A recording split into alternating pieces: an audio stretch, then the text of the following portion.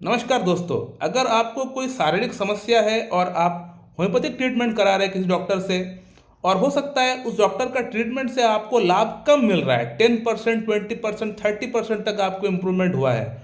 और जब मेडिसिन ख़त्म होने के बाद जब डॉक्टर साहब के पास फिर से आप जाते हैं दोबारा मेडिसिन के लिए और जब डॉक्टर साहब आपको पूछते हैं कि आपको हमारा ट्रीटमेंट से, हमारा मेडिसिन से क्या फ़ायदा हुआ है, फ़ायदा हुआ भी या नहीं, तो बहुत सारे पेशेंट क्या करते हैं, उनको जो 10%, 20%, 30% इम्प्रूवमेंट हुआ होता है वो डॉक्टर साहब को बोलते नहीं है।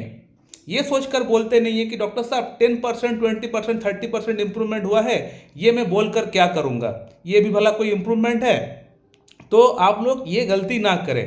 आज सुबह ही मुझे एक पेशेंट मिले जिनको मैं आज से 4 महीना पहले एक मेडिसिन प्रिस्क्रिप्शन किया था। उस मेडिसिन से उनको फ़ायदा भी हुआ, लेकिन उन्होंने मुझे काउंसलिंग के दौरान झूठ बोला कि उनको इम्प्रूवमेंट नहीं हुआ। इसलिए उन्होंने झूठ बोला कि अगर मैं डॉक्टर साहब को बोल दूंगा कि मेरा अंदर इम्प्रूवमेंट नहीं हुआ है तो हो सकता है डॉक्टर साहब मुझे कोई ऐसा मेडिसिन दे दे जिस मेडिसिन को मैं खाने मात्र मैं स्पाइडरमैन बन जाऊँ, सुपरमैन बन जाऊँ। तो उनका ये सोच था। तो इसीलिए उन्होंने मुझसे झूठ कहा कि सर आपका मेडिसिन से कोई इम्प्रूवमेंट नहीं हुआ है, जबकि उस पेशेंट का अंदर इम्प्रूवमेंट थोड़ी बहुत हुआ था, लेकिन उन्होंने मुझे झूठ कहा कि इम्प्रूवमेंट नहीं हुआ। तो इससे क्या हुआ, मैंने मेडिसिन को चेंज किया। चेंज करना ही पड़ेगा क्योंकि पेशेंट अब आके मुझे बोल रहा है कि डॉक्टर साहब आपका मेडिसिन से मुझे फायदा नहीं हुआ। तो मेरे जगह कोई अगर और डॉक्टर भी अगर होता तो मेडिसिन चेंज ही करता या पोटेंसी को उसको बढ़ाता, कुछ ना कुछ करता। तो मैंने मेडिसिन को चेंज किया।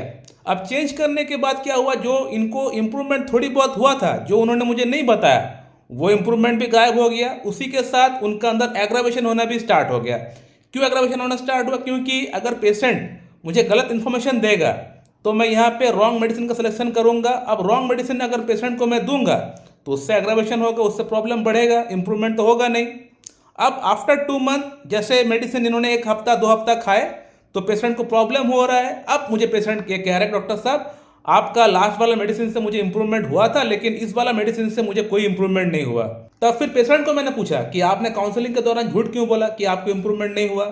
तब मुझे पेशेंट ने बताया कि डॉक्टर साहब मुझसे गलती हो गया, मैं ये ऐसा ऐसा सोच रहा था, इसलिए मैंने आपसे झूठ कहा। तो ये वीडियो बनाने का मेरा मकसद सिर्फ इतना ही था कि आप लोगों में से कुछ लोग, सब लोग तो मैं नहीं कहूँगा, कुछ लोग यानी बहुत ही कम लोग होते हैं, 1%, 2% लोग ऐसे होते हैं जो इस तरह का थॉट्स रखते हैं। तो ये थॉट्स आप ना रखें। अगर ये पेशेंट मुझे अगर सही इन्फॉर्मेशन अगर दिया होता तो ये पेशेंट को अब तक काफ़ी अच्छा इंप्रूवमेंट हो चुका होता, क्योंकि वो मेडिसिन जिससे इनको 20%, 30% इंप्रूवमेंट हुआ था, उसी मेडिसिन का पावर को मैं अगर बढ़ा के पेशेंट को दे दिया होता तो पेशेंट का अंदर अब तक प्रॉब्लम काफ़ी हद तक सॉल्व हो चुका होता। तो इसीलिए आप हमेशा प्रयास करिएगा कि जो भी इंफॉर्मेशन आप दे रहे हो अपने डॉक्टर साहब को, वो करेक्ट इन्फॉर्मेशन होना चाहिए, सही इन्फॉर्मेशन होना चाहिए। एटलीस्ट आप झूठ तो ना करें डॉक्टर साहब से अपना।